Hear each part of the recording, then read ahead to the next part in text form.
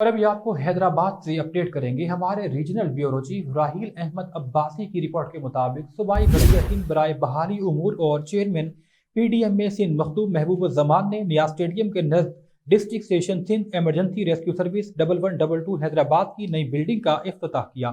اس موقع پر مخدوم محبوب الزمان کو rescue 1122 director general عابد جلال الدین شیخ کی جانب سے emergency operation control room, rescue machinery, fire brigade سمیت دیگر آلات سے متعلق بریفنگ دی گئی۔ اس موقع پر صوبائی وزیر برائے بحالی امور مخدوم محبوب الزمان نے میڈیا سے بات چیت میں کہا، سندھ میں ایمرجنسی ریسکیو سروس حکومت سندھ کی اولین ترجیحات میں شامل ہے۔